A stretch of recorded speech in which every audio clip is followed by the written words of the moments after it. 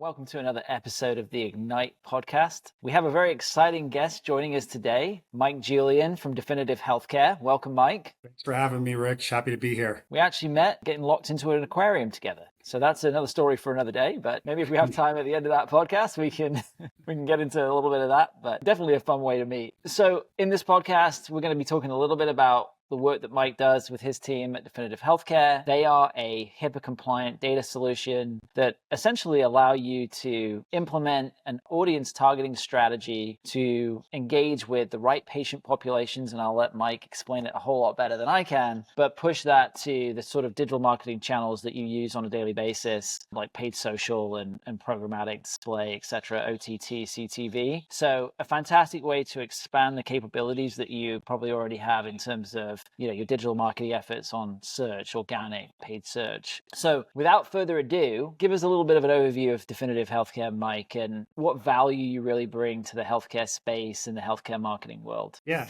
thanks. And I think a lot of people might be familiar with Definitive Healthcare as the reference and affiliation provider, the publicly traded company. I am fairly newer to Definitive by way of acquisition. And I was vice president of sales at a company called Populi. I was employee number 4. Prior to that, I was VP of healthcare marketing at eVariant, which got acquired by Healthgrades and Mercury Health. All along the way, customers told me, hey, we don't want to buy another app. We don't want to, whether it's claims data or consumer data, we're now putting our patient data in systems of record, data warehouses, CRM. We don't need another application. We just want access to the data. So that's what was the premise of Populi and why it was founded. I joined as employee 4, like I said. We were in operation for less than 2 years. We had rapid growth, and that's why Definitive Healthcare acquired us.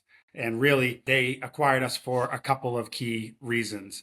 Number one is the strength of our all-payer claims database, the ability to understand everything that's rendered on a claim. So think who's doing what where, volumes, procedures, ICD-9, 10 codes, what the market share looks like, what the service line and aggregate looks like from a growth perspective, the referral patterns that happen patient to provider, provider to location or location to provider, or any amalgamation. All of this was typically trapped behind black boxes, whether it was claims or clinical propensity models. And these were expensive solutions. They took 9 months, 12 months to deploy, and all required the first-party EHR data of the customer. And I tell you this because that was really one of the key fundamental premises of what Populi and now the new Definitive, as I call it, brings to the table. Really, speed to value by being able to deploy de-identified claims analytics for strategic planning at scale, at a lowest total cost of ownership.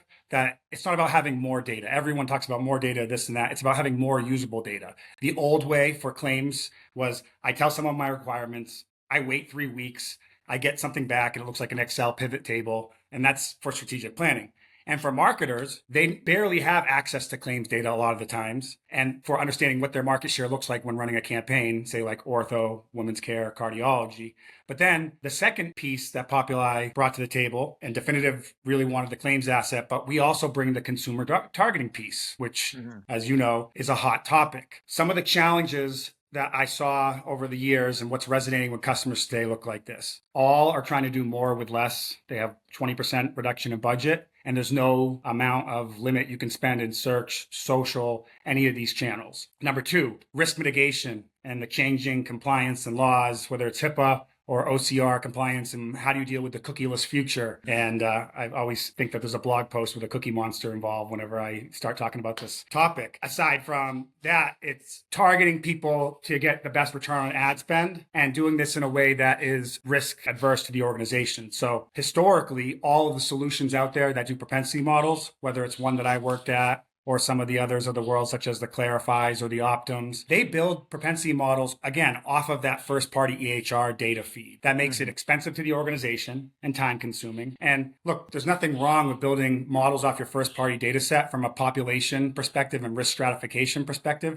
but it starts to get dicey and you open yourself up to risk when you use models that are based off of real first-party patient data. So it's really, how are you able to enable this capability and still get within the bounds of HIPAA and also with the mission of getting everyone care that they need. So our propensity model and our consumer data solution really targeted that approach with, because we have this all payer claims database, we're building our models off of that third-party database, de-identified. It spits out personas, and then we apply it to our consumer data set which is an identified consumer data set of everyone that's 18 and above. And rather than having to buy consumer data yourself and stage it, or go to a Crossix or an IQVIA or a Purple and buy a segment and trust that that's what the segment is, we are giving you every element in the consumer universe to be able to build segments that are complex, such as things like channel, where you're most likely to respond, insurance coverage, commercial, Medicare down to the plan, risk factors for tertiary and quaternary care, things like specific cancer types or even behavioral health.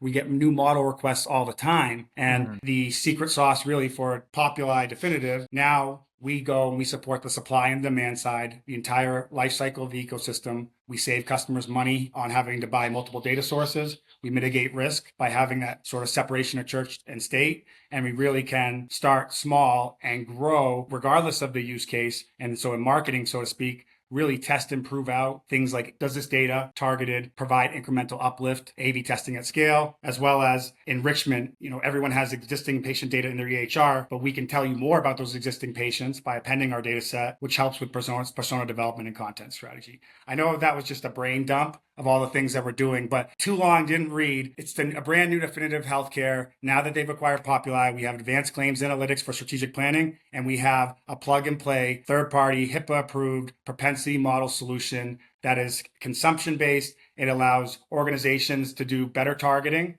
and to get better return on ad spend. And it allows agency partners like Cardinal Health to really deliver better results for their clients by not just being an awesome agency with really fun people, because they totally are, but by also being actually truly data-driven.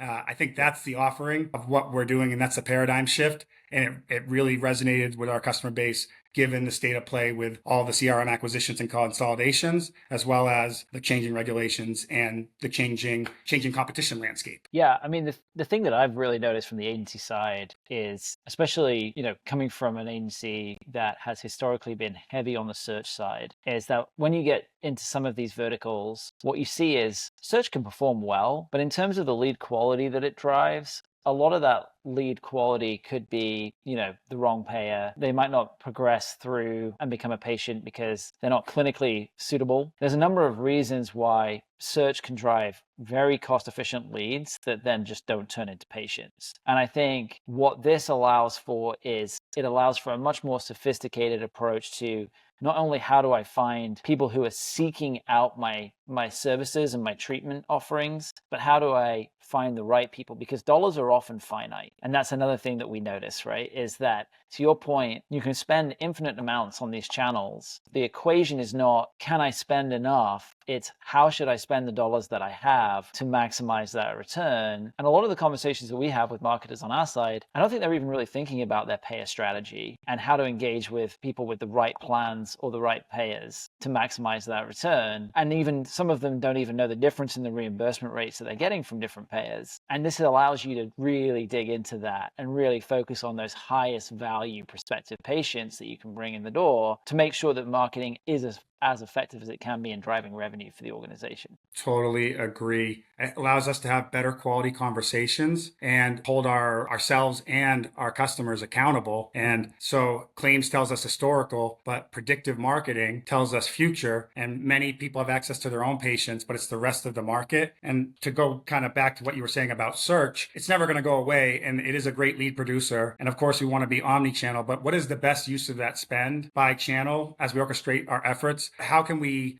divvy this up in a way? Can we get a better result? And a lot of it comes down to, especially when you talk about the changing regulation, if cookies are going away and we can no longer anonymously track and store information on people and collect that data and retarget them and remarket them, understand what pages you, Rich, or I am going to. I'm approaching 40. Maybe I'm looking for a colonoscopy. I have 2 kids that are getting older, things like that. It becomes, if you're not able to do that anymore with pixels and tracking, it becomes super important to be able to leverage a third-party data partner and an agency that knows how to be a practitioner of this data. It takes people, process, and technology to get a result. So Search will never go away, but I like solutions. Targeted programmatic is great, but things that also help us understand where they are in context with their journey. So for example, health risk assessments, whether they're clinical or not, like a multi-step form on a landing page to understand, hey, is this for you or somebody else? Where are you in your journey? Asking 4 or 5 questions maybe, or even a true health risk assessment like a WellSource or Medicom, Health Aware,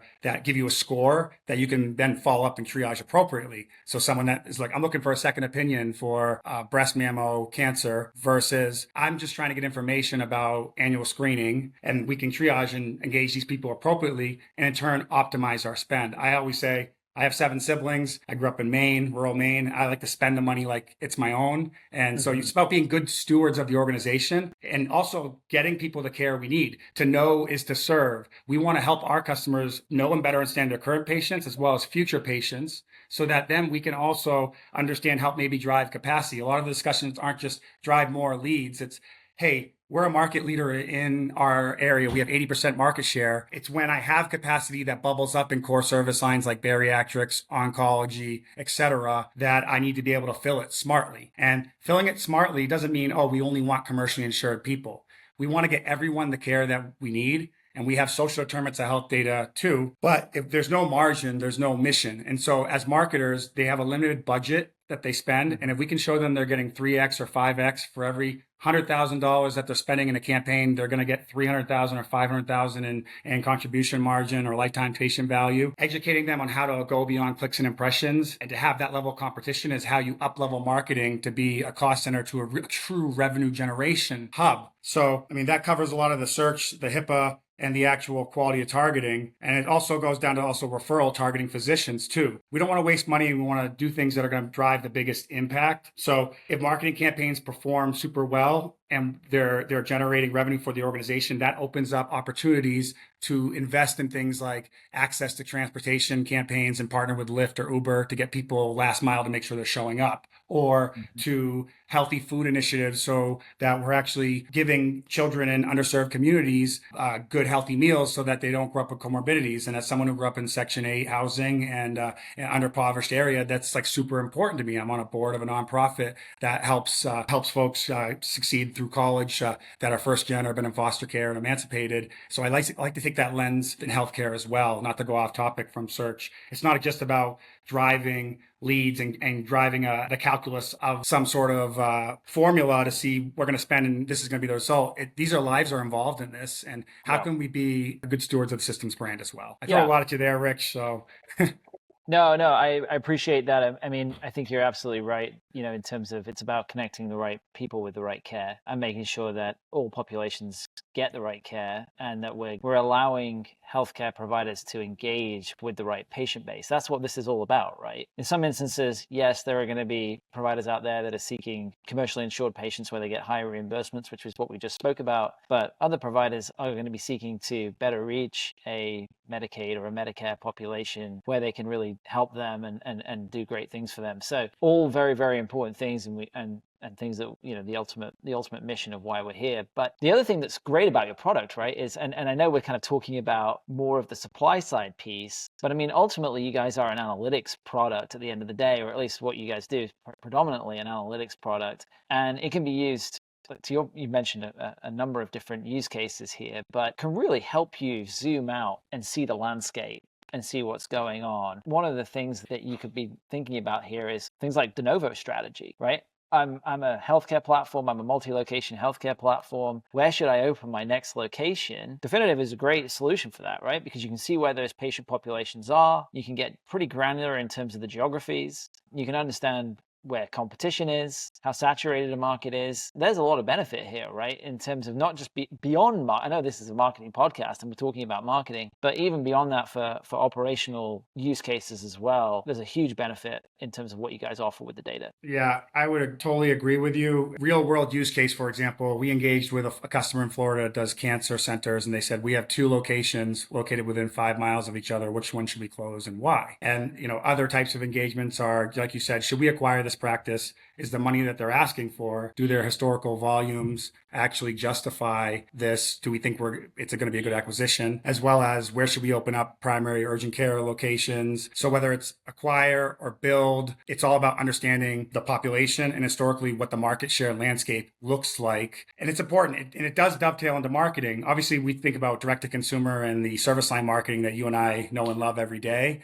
but a lot of these organizations, they're national at scale or have national ambitions. So the legacy solutions that in the $1 million price tags are not going to work for them. All of our data sets are national, so you can see down to the zip code level, nationally saved market areas and scale by service line, whether it's the claims data use case. But it's all about really helping people not just have more data, get the actionable insights. So what we do is we have a series of workbooks and templates to understand our service lines growing in aggregate, provider views, patient origin views, and we're coming out with a demand forecasting tool here soon. And it really is, it's people process technology. We have claims experts that are much better at talking about this than me, but they've been practitioners their whole lives. And we do proof of concepts for our customers as a proof of value for no charge, where we collect their requirements, like the ones I shared, come back and present the data and show them how they would use it in the same dashboard with live data that we provision within 7 days. That's ultimately connected to a Google BigQuery database. And not to get technical, but for the same subscription, they can also bring the claims or the consumer data into a data warehouse like a Snowflake. If they have an EMPI, like a patient mastering initiative, they can use it in that context. It's not just for marketers. It's about for IT, CIOs. It's about lowering the cost because all the other business units, pop health, everyone is buying their own solution, which they have to support. And then there's the cost of that. So streamlining, efficiency gains there. Having strategic planning and marketing actually break that fiefdom down and connect it to what they're doing is excellent. And I have a client in Michigan, Henry Ford Hospital is a claims data solution. They do strategic planning work and mind the gap analysis. So looking to understand by service line where there's opportunity. And we had a conversation at the last HMPSS after their presentation, which was strategic planners aren't really looking at consumer data. They might like do a study with Buxton or have some data, but they're looking at the claims and looking at that granularly, but they're not considering future demand and what that looks like. And I think that's important for marketers because I hear capacity as a challenge all the time. And you can fix capacity through last mile solutions like Care Sherpa or through Vitals where AI and they're doing matching. And you should absolutely look at solutions for capacity as well. But understanding, hey, do we need to hire more people within a service line because behavioral health is growing 51% year over year at a national level, and maybe we only have 2 people for this. We are underwater now. Maybe we need to grow this strategically, or maybe we need to open up a new ambulatory center. So that then dovetails into the marketing strategy of how do we do the persona development? Who are we trying to market to? What's our brand messaging? What is the value? And that's all the stuff that Rich and Cardinal Health do. It's being able to make that brand message come to life and also execute. So I think that's kind of the whole value of the ecosystem and chain. But for marketers, having access to claims data to really justify to administrative professionals as well as physicians who oftentimes want their faces on billboards or they want the radio spot to say, hey, Dr. Briddock, you're here in terms of volumes for total hips and knees. And actually, we're seeing the patient population looks like this, and they're engaged in these channels, direct mail, digital, LinkedIn, Twitter, Facebook. And it's that data that we allow you to then build a more finer cohort audience to fill the top of a funnel in a more qualified manner. Again, I rambled on and I said too much coffee before the podcast. Mike, if you're coming to me for a hip or a knee replacement, you need better insurance. That's all I'm going to say on that one. The other thing, just quickly, because I know we are getting close on time here, that is also about claims data, right? Is not only do you have the claims data for the client that you're working with, but you have claims data for all these other provider groups too, right? So in terms of a bit of competitive intelligence, this allows you to not only understand where your patients are, the patients that are coming to you, but it also allows you to understand where patients are going if they're not coming to you. Correct? Like this is a great way to do a little bit of competitive intelligence and understand who might be eating your lunch in certain markets and help you to, as marketers, to figure out what's going on there, right? More so than just anecdotal insight, thinking that this provider group might be the one where you're losing business to. Yeah, you bring up such a great point because it's strategic planners look at this all the time, but as marketers, they're so focused on executing a campaign that they miss the opportunity to mine what you just talked about for insights, whether it's competitive, maybe there's a center or competition closing down, and also sets expectation. My favorite quote, expectations are the mother of misery, right? When you run a campaign, you want to set radical expectations with your administrative stakeholders, executives of what good and great looks like. And doing so says, hey, look, maybe we had 10% market share in orthopedics today. Now here's what our patient population looks like. We know our patients historically because of our EHR data and maybe state data. Now we can see what the rest of the market looks like, as well as who is really crushing it from a referrals perspective. And maybe it's not about trying to boil the ocean and get all the patients, but there's pockets of opportunities where there's splitters or where there's patient populations in growing areas that are overlooked. Consider places like in San Antonio or places that are growing at such a rapid pace. When you look at new movers data in Florida, where systems are seeing that there's bigger opportunities outside of their traditional core market. Mike, I feel like we could talk about this all day. And I think maybe at one point we need to have you come back on the podcast, and potentially, because we have video, we could even show some of the screenshots from Definitive and how cool the platform is.